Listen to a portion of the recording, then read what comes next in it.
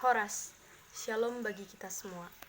Saya Nada Meriana Deborah Sihombing, NPM 203647. Di sini saya akan mempresentasikan hasil dari ujian tengah semester saya, mata kuliah Ekumenika yang diampu oleh Bapak Pendeta Pulo Arwan. Saya mahasiswi dari STT HKBP Pematang Siantar. Adapun judul dari jurnal UTS saya yaitu Impact Konferensi Edinburgh dalam upaya keesaan gereja di dunia dari IMC sampai pada World Alliance. Yang pertama saya akan membahas mengenai abstrak.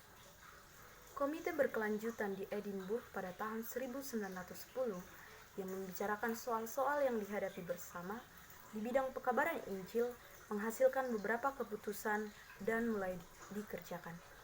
Namun pecahnya Perang Dunia Pertama yakni 1914 sampai 1918 mengakibatkan gerakan ini terhambat. Namun pada tahun-tahun berikutnya muncul gerakan semangat ekumenis baru sebagai akibat dari konferensi Edinburgh. Yang kedua mengenai pembahasan akibat Edinburgh yang pertama, yakni International Missionary Council pada tahun 1921 sampai 1961. Perang Dunia Pertama melatar belakangi munculnya International Missionary Council yakni pada tahun 1921 yang bertempat di Lake Mohonk, New York. Konferensi ini diketuai oleh John Mott dan sekretarisnya adalah J.H. Oldham.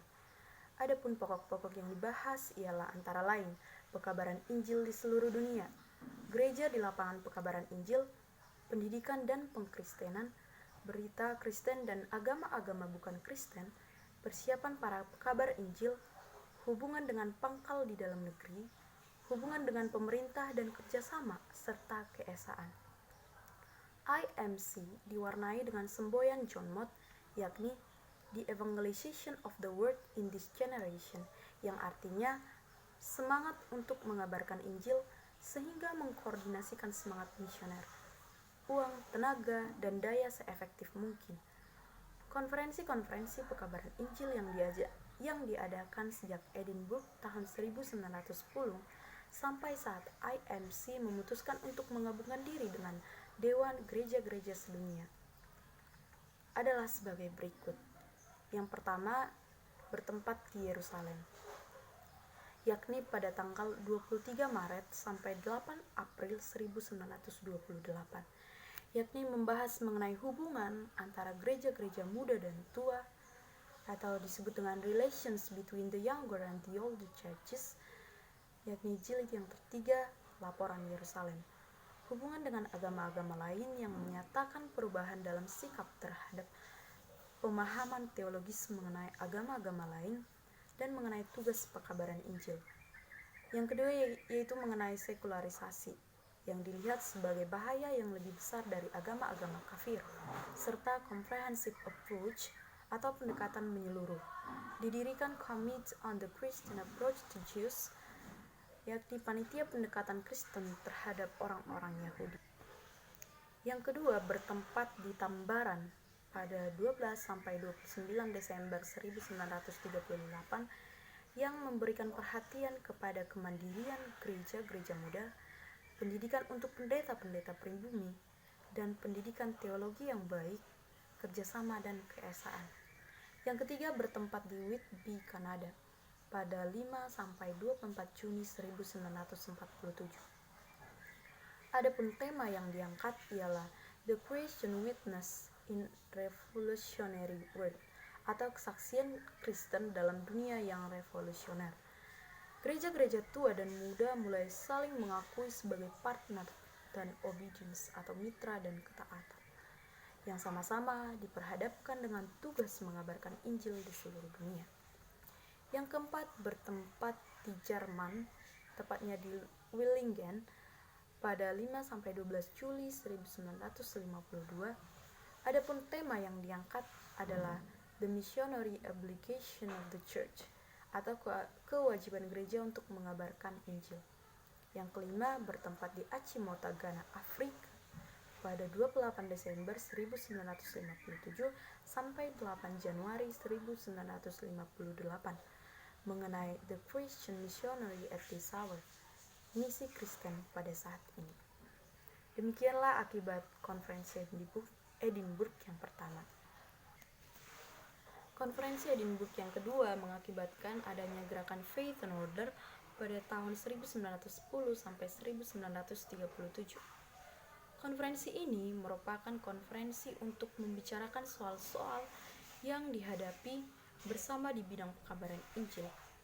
Usaha untuk menyelenggarakan konferensi sedunia mengenai iman dan tata gereja ini dipelopori oleh Charles H. Barron pada 1862 sampai 1929, seorang uskup dari Protestant Episcopal Church di Amerika. Masalah-masalah yang dibicarakan ialah mengenai eklesiologi, tata gereja, serta hubungan pejabat dengan gereja dan jemaat awam. Tujuan Faith and Order adalah untuk mencari jalan menuju keesaan gereja, dan mencapai tujuan ini, Brand mengusulkan untuk mengadakan suatu konferensi yang mencakup soal-soal iman dan tata gereja, melihat bagaimana halangan-halangan untuk keesaan gereja dapat diatasi.